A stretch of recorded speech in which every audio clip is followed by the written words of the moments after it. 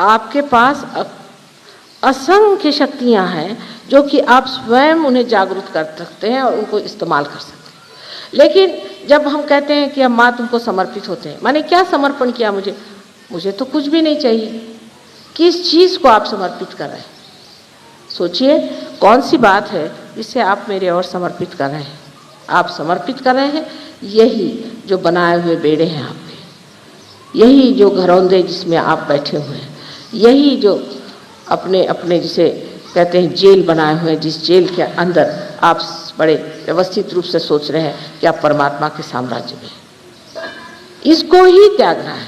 और वो त्यागने के लिए बहुत ही आसान तरीका ये है कि आप सबसे पहले ध्यान धारणा में निर्विचारिता में जाएं। जब आपके मन में विचार आता है तो उस विचार ही के माध्यम से आपके ये पिछले किए हुए, कहना चाहिए घरौंदे आपको घेर लेते हैं। जितनी देर आप निर्विचारिता में बैठ सकेंगे उतना ही आपका वृक्ष बढ़ेगा।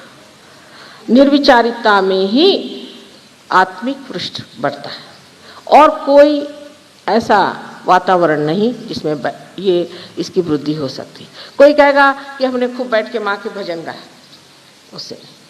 कोई कितना भी भजन गाए, कोई कितने भी मंत्र कहे, चाहे कुछ कह ले, उस मंत्रों से या उस भजन से अगर आपके अंदर निर्विचारिता स्थापित नहीं होती तो आप चूक गए उस बात को।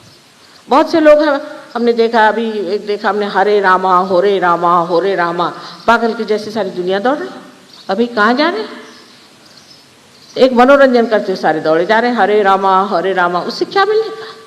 उससे किसी को कुछ मिला? किसी में कोई परिवर्तन आया? कोई उनमें अच्छाई आई? सिर्फ आपने बजाय इसके कि आप इस तरह के कपड़े पहने के कुछ और कपड़े पहन लिए और रास्ते में आप दौड़ते घूम रहे चिल्लाते हुए हरे रामा हरे कृष्णा। आपके अंदर कृष्ण की कोई चेतना आई है? कृष्ण की चेतना है कि आप साक्षी स्वरूप हो जाते, क्या आप साक्षी स्वरूप हो गए? फिर इस तरह की बाह्य चीज़ों में उलझ जाने से भी मनुष्य कभी कभी अपनी ऊर्ध्वगामी गति को बदल करके अधोगामी पर आ सकता है। जैसे एक छोटी सी चीज़ मैंने आपसे बताई,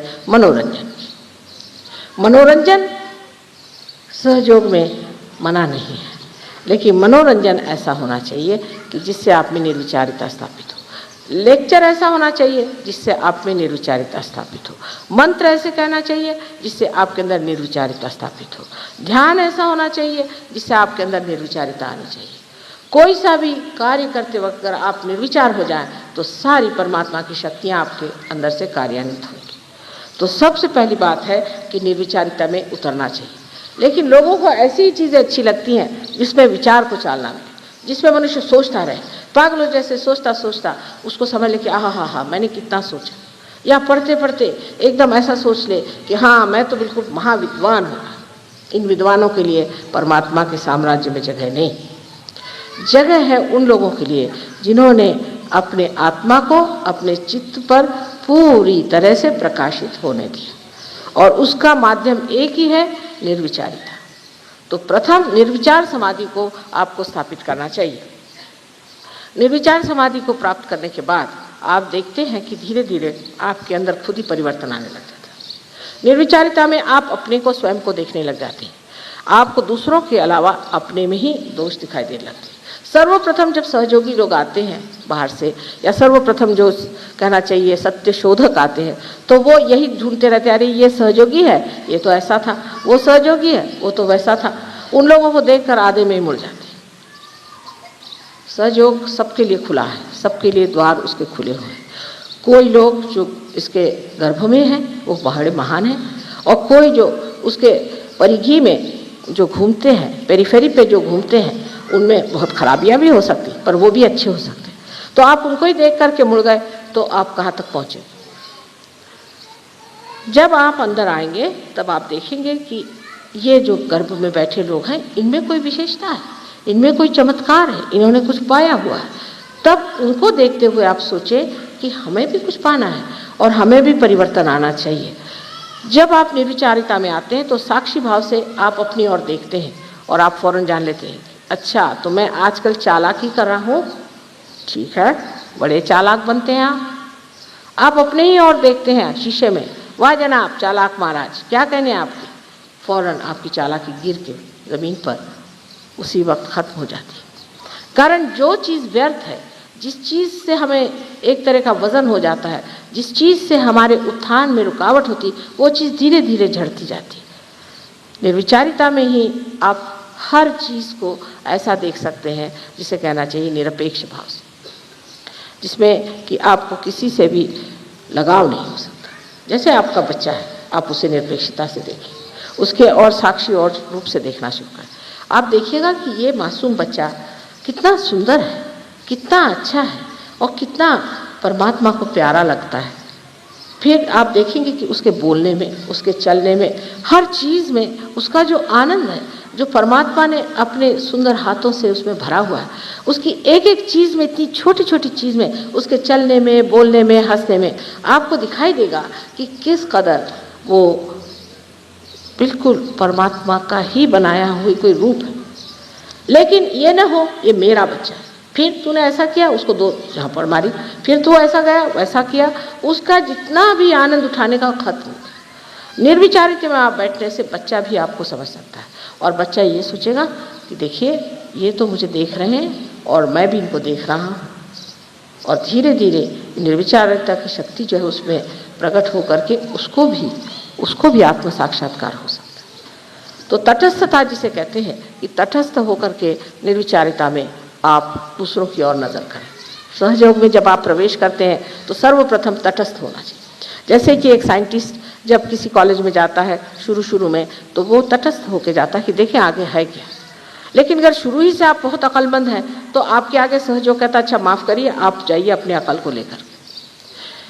अब जो इन लोगों ने कहा कि आपको बुद्धि से परे उठना चाहिए, सो कहना बात ठीक है, बुद्धि से परे उठना चाहिए, पर कैसे? बुद्धि का असर सारा अपने आज्ञा चक्र पे आता है और आज्ञा चक्र पे आया हुआ असर निकालने के लिए भी इलाज निर्विचारिता है। बुद्ध ने तो सिर्फ कहा था कि आप अपनी आत्मा ही को प्राप्त करो, बाकी सब बात छोड़ो, भगवान की बात छोड़ो, कोई बातें मत करो, निरीश्वरवाद की बात करी उन्होंने कहा छोड़ दीजिए। सिर्फ परमात्मा को पाने की बात करने से अच्छा है सिर्फ अपने आत्मानुभव को ही आप प्राप्त करो, बस और कोई बात नहीं करना। वजह ये थी कि और लंबी चौड़ी बात करने में ऐसे लोग मुझको भी पूछते हैं कि माँ हम भगवान कब होंगे? भाई हो जाओगे, हो जाएंगे ना? हाँ हो जाओगे। कब? उसकी कोई तारीख लिख के तो दी नहीं मुझे कि कब हो गए। अगर आप ये समझे कि सिर्फ आप आत्मा मात्र हो जाइए तो आप पहली सीढ़ी पर आ सकते हैं। हमें सिर्फ आत्मा मात्र होना है, माने का सिर्फ आत्मा ही पे है। पहले आत्मा तो हो जाइए, फिर आगे की हम लोग बात करेंगे। लेकिन जबकि आप बहुत ज़्यादा पढ़े लिखे हैं तो और भी आप सोचते हैं कि हम एकदम से ही बड़े भारी कोई शंकराचार्य हो जाए, तो हो नहीं सकता। आदि शंकराचार्य होने के लिए सहयोग में आते ही सारे गुण नहीं आ जाएंगे, लेकिन पहली सीढ़ी कि जिसको आत्मानुभव है उसे आप प्राप्त करें। आत्मानुभव के लिए फिर वही बात आ गई कि निर्विचारिता में उतरना पड़ेगा। अब ये दिल्ली शहर आपका ऐसा है कि मैं आई तब से राइट स्वाधिष्ठान ऐसे ज़ोर से चल रहा था, मेरे से बैठा तक नहीं गया। इसका मतलब यहाँ लोग सोचते ज़्यादा हैं, करते कुछ नहीं। कम से कम कुछ करेंगे तो जो सोचने की जो गर्मी है वो करने में निकल जाएगी, लेकिन करते कुछ नहीं, ज़्यादा सोचते हैं, प्लानिंग ये वो। अब इतना प्लानिंग यहाँ होता है और देश का हाल देखिए तो समझ में नहीं आता कि कौन से देश में हम बैठे उसी में जिसमें इतना प्लानिंग होता है। वजह ये है कि जब आप कुछ सोचते भी हैं, जब तक उसमें आप कार्यान्वित नहीं होते, उस सोचने का अर्थ क्या रहता है सिवाय इसके कि अपना शरीर फिर जाए। और ये राइट स्वाधिष्ठान की पकड़ इतनी ज़्यादा यहाँ है कि शुरू से मैं जब से दिल्ली आ रही हूँ देखती हूँ कि राइट स्वाधिष्ठान यहाँ बहुत ज़्यादा पकड़ता है। इसका कारण यहाँ अखबार है, यहाँ पर लोग हमेशा पॉलिटिक्स की बातें करते रहते हैं। यहाँ अभी कोई पॉलिटिक्स पद पे थे, कुछ उतर गए तो वो और ज़्यादा बोलते हैं, उनको कुछ और मिल गए, फिर इधर से वो हो गए, कुछ होते ही रहता है यहाँ पे। ऐसी कोई लोग सिंहासन पे बैठे हैं, कोई सिंहासन से नीचे बैठे हैं, कोई सिंहासन पे चढ़ रहे हैं, कोई सिंहासन से उतरे हुए आपस में इधर उधर दोस्ती कर रहे हैं। एक का दूसरे से झगड़ा होगा तो वो तीसरे से जाके मेल मुलाकात कर रहे हैं। ये सब बेवकूफ़ी का काम वो लोग कर रहे हैं। बिल्कुल महाबेवकूफ़ी, समय बर्बाद कर रहा है। कोई किसी को याद नहीं करने वाला, इससे कोई आनंद की चीज़ तो पाई नहीं, कोई विशेष चीज़ तो पाई नहीं। लेकिन वो घोड़े दौड़ाने की आदत जिसको हो जाती है वो छूटती नहीं, फिर वो एक तरह का घरौंदा होगा। उसके लिए भी यही सोचना चाहिए कि जब ये सब व्यर्थ चीज़ है, सब इसमें कोई समय बर्बाद करना है, तो एक कोने पे खड़े होकर देखें कि पागलों जैसे ये क्या अपने समय को बर्बाद कर रहे हैं। अगर आपने ये समझ लिया तो सोच लीजिए कि आप में अब धीरे धीरे साक्षी भाव शुरू हो रहा है। साक्षी भाव में मनुष्य किसी भी उलझनों में फंसता नहीं, कोई भी उलझन आती है उसकी और देखता मात्र है। शुरू में ज़रूर लगता है कि मैं वहीं खड़ा हूँ। जैसे आज मैं डॉक्टर साहब को समझा रही थी कि अगर आप किसी भीड़ से गुजर करके किसी पहाड़ी पर पहुँच जाए और उस पहाड़ी पर से आप भीड़ की ओर देखें तो कहीं अगर जोर से ब्रेक लगा, कुछ लगा, तो आपको लगता है कि आप ही वहाँ, तो आप जरा दचक जाए। लेकिन जब आप जान जाएंगे अरे मैं तो पहाड़ी पे बैठा हूँ, मुझे तो देखना मात्र है, तब आप नहीं दचके। यह स्थिति आने के लिए इसे ही निर्विकल्प स्थिति कहते हैं। इस स्थिति में मनुष्य जो है वो कुछ भी देखता है, जानता है, तो भी वो विक्षुब्ध नहीं होता, शांत देखते रहता है। अब लोग कहेंगे ऐसी शांति में क्या अर्थ है? अगर ऐसे आदमी शांत हो जाए तो फिर लड़ाई कोई न करे, कुछ न कहे, तो विरोध कैसे होगा? ऐसे मनुष्य की शांति परमाणु के आपके बम से भी बढ़ के तेजस्वी होती है और बड़ी कार्य करती है। इसके कार्य की आपको महिमा मैं क्या बताऊं कि एक ऐसा शांत पुरुष किसी भी ऐसे स्थान में चला जाए जहाँ गड़बड़ी हो रही, एकदम से वहाँ बदल आ जाएगा। लेकिन वो पुरुष उस स्थिति में होना चाहिए जहाँ वो शांति पूरी तरह से अपने चारों तरफ उसकी प्रभा फैला सके, सब लोग एकदम से अवाक होकर शांत हो सके। जितनी हड़बड़ी मची वो एकदम से जा करके एक व्यवस्थित रूप से ठीक हो सके। जैसे कि कोई जादू की कोई उसने विशेष कोई किमया कर दी है या जादू की कोई छड़ी उसने घुमा दी है कि सब एकदम शांत हो गए। इस शक्ति को प्राप्त करना उन लोगों के लिए है जो कि सहयोगी है। आज हम देखते हैं हर जगह शांति के फाउंडेशन बन रहे हैं, शांति का ये है, शांति का वो है। इससे शांति कैसे हो सकती है? शांति तो हमारे अंदर चीज़ है। अब मनुष्य जो खुद कहेगा मैंने तो शांति पा ली, पर दूसरा कैसे शांति पाएगा?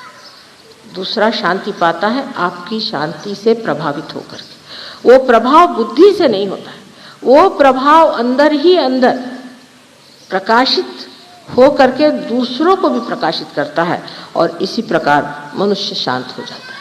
अब सहयोग में आप जानते हैं कि हर तरह के लोग आते हैं, कोई बड़े ही वायलेंट, कोई बड़े गुस्सेले, कोई बहुत ज़्यादा क्रोधी, कोई क्रांतिकारी और बहुत ज़्यादा लड़ने वाले, हर तरह के लोग मैंने देखे।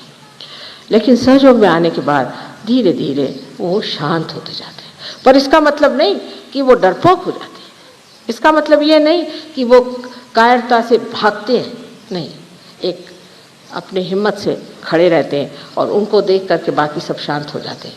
एक चीनी कहानी है, बड़ी अच्छी, चीनी कहानियाँ बहुत अच्छी होती है। इसमें से एक कहानी ऐसी है कि वहाँ पर मुर्गे लड़ाए जाते थे पहले। तो एक राजा ने सोचा कि एक बड़ा अच्छा साधु है जिसके पास लोग जाने से बड़े बलवान हो जाते हैं, समर्थ हो जाते हैं। तो उन्होंने वो 2 मुर्गे ले जा करके उनको दे दिए कि इनको आप ट्रेन करिए और जब इनकी लड़ाई होगी तब हम आपसे ले जाएंगे। तो वो मुर्गे उनके पास चले गए। 1 महीने बाद राजा आए, उनका अच्छा दे दीजिए इन मुर्गों को। तो मुर्गे अपने शान से ऐसे खड़े हुए, बस राजा ने उनको उठाया और ले गए और उस प्रांगण में छोड़ दिया जहाँ पर लड़ाई होने वाली थी। सब मुर्गे उसमें घुस गए। अब वो सब मुर्गे आपस में लड़ने लगे, ये अपने दोनों यूं ही खड़े। सब लड़ते लड़ते उनको देख करके हैरान हुए कि ये तो लड़ते ही नहीं। और जब भी उनके ऊपर वो सोचे कि हम इनको लड़वा, तो बस यूं ही देखते रहे। सब मुर्गे हार करके चले गए, यही 2 वहाँ पर खड़े रहे। इस कहानी का आशय यह है कि जब मनुष्य शांति के सागर में पूरी तरह से विद्यमान होता है। तो जैसे कमल पुष्प के जैसे उसके सुगंध से लोग सुरभित होकर के शांतमय हो जाते हैं, पूर्णतया उनके अंदर शांति आ जाती है। इससे बढ़ के और क्या शक्ति शांति की हो सकती है।